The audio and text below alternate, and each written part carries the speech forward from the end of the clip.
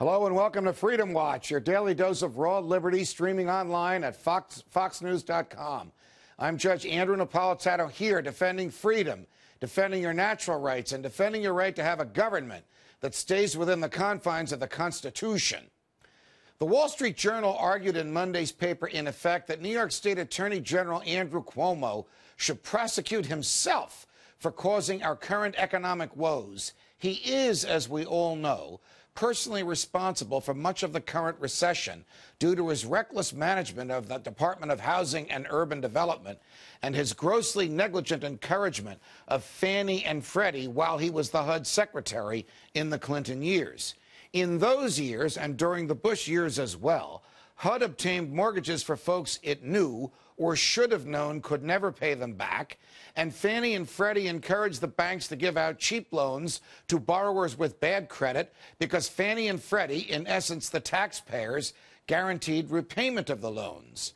So now Mr. Cuomo announces that he's suing former Bank of America CEO Ken Lewis because the Bank of America bought Merrill Lynch for $17 billion more than it was truly worth. This is an absurd lawsuit. Ken Lewis has an indemnity agreement with Bank of America, whereby it must defend him and cover any judgments against him for all civil lawsuits.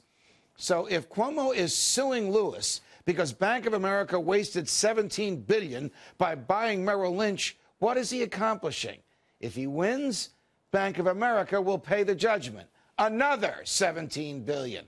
On the other hand, if he had indicted Lewis and the federal officials who coerced Lewis into making the acquisition and they were convicted, there would be no indemnity. The answer to all this is that Mr. Cuomo is running for governor of New York, and he's looking for bragging rights. Joining me now is my Fox colleague, Stuart Varney, host of Varney and Company on the Fox Business Network, which airs weekdays from 9:20 a.m. to 11 a.m. Stuart, welcome to Freedom Watch. Thank you, Judge. Good to be here. So, we all know that Ken Lewis has argued. He was forced by Sheila Bair, by the head of the Fed in Richmond, Virginia, which has control over the Charlotte-based holding company, to buy Merrill Lynch for less than he now believes it was worth. Right. What kind of sense does it make to sue him and to sue Bank of America now? Makes no sense whatever, but it makes good political sense, does it not? You were talking earlier, and this jives in nicely with Cuomo and what he's doing here. You were talking earlier about the politicization of the housing market. Right. Look at the disastrous results of that. You've now got a politicized prosecution because Mr. Cuomo wants to be the governor. He's picking on an easy and unpopular target. He has politicized the judicial system and making a mockery and a nonsense of it. But the way this actually works, you understand this, is that Ken Lewis is indemnified Yes. from the bank. Yes. So if he is sued for something he did in his official capacity, the bank must pay his lawyers and pay any settlement or any judgment. So if Andrew Cuomo, in the name of the people of the state of New York, is suing Ken Lewis because he lost $17 billion while he was the president of Bank of America, and he wins the suit, the bank will lose another $17 billion, and this will go to the taxpayers. Highly unlikely that $17 billion will be the judgment, which will be roundabouted away from the people who should have it. That's an unlikely outcome. Again, Judge, you know it. This is the politicization of the judicial process, and it's lousy. Is Lewis's argument that the government made me do it credible? Example, he argues that Sheila Bair, the head of the Securities and Exchange Commission, he argues that Jeff Lacker, the head of the Federal Reserve of Richmond, basically said to him, and you and I saw the emails, we talked about this on your show, if that acquisition isn't made, meaning if Bank of America doesn't buy Merrill Lynch, we will wipe out senior management at Bank of America. Is it credible that government officials would make threats of that magnitude? No, of course not. No.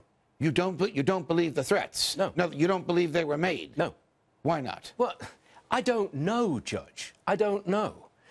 I think you're a little in the weeds here. Who is the villain here?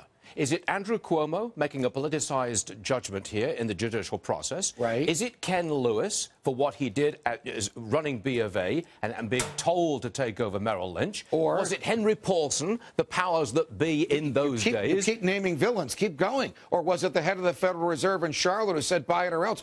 all of them perpetrated a fraud either on taxpayers because B of A received billions in TARP funds, or on shareholders because B of A acquired something for $50 billion that was probably only worth 33 at the time. Is your point that none of this should have taken place in the first place and Merrill Lynch should have been allowed to sink or swim on its own merits? Well, yes, you know that that's my point because I believe in the free market. My present point is that the lawsuit is frivolous. You are 100% correct. It is based entirely on politics. And if he wanted to do something about what I believe happened, he should use the power of indictment rather than a lawsuit, the losses of which or proceeds from which will be borne by the bank, the entity he claims he's trying to save. I came into your studio looking for agreement, and I find agreement. I think you're looking for an argument, and I don't have one. Stuart, that's bad.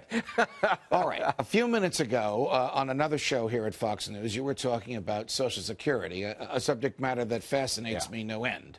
Because in my view, it's the biggest Ponzi scheme in the history of the world. Question, if it pays out more than it takes in, isn't it a Ponzi scheme? To some degree, yes, that's true. Yes. I think the word Ponzi is a little extreme.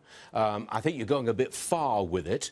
But the nature of your indictment of Social Security is accurate. Here's what's happening.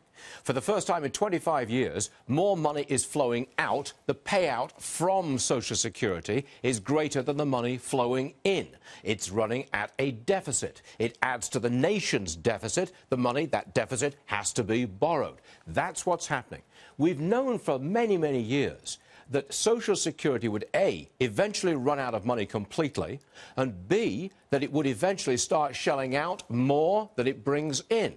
Both of those two timeframes have been moved up significantly because of this recession and because of the behavior of people who couldn't find a job. If I've just speeded it up. If I've put money into Social Security, which the government forces me at the point of a gun to pay, shouldn't I be able to designate where that money goes? Might it not be better for me to put that money in some type of an instrument rather than keeping it in the government's coffers? You would have been able to do that had the Congress and the voters accepted George Bush's semi-privatization of Social Security 3 years ago. They did not accept it, so the money that you pay into Social Security goes into a large pot, not in your name. You have no claim to your share at all, other than the share of benefits when you're living. I'm going to see how far I can push you. If I don't want to participate in the Social Security system at all, if I don't want their money when I retire, shouldn't I be able to keep the wages that I earn and not contribute to it? In other words, should entry into the program itself be voluntary rather than compulsory? Yes, in principle, absolutely. Becoming an arch libertarian, I love it. In practice, however, no insurance scheme, no insurance plan can work if the pool of people paying in is too small. Right. Needs the biggest possible pool. It's like health insurance. If you delineate it to a very, very narrow group of people which is insured and insuring itself, it doesn't work. Whatever became of the Social Security Trust Fund? Is that cash or is it worthless pieces of paper? No, back in the Johnson administration, it was agreed that the money coming in from Social Security tax would be commingled with other tax revenue, the income tax, for example, in the Treasury. I thought it was a lockbox of some sort, or was that something Al Gore made up? That was Al Gore's make-up phrase. There is not a lockbox. There is a large fund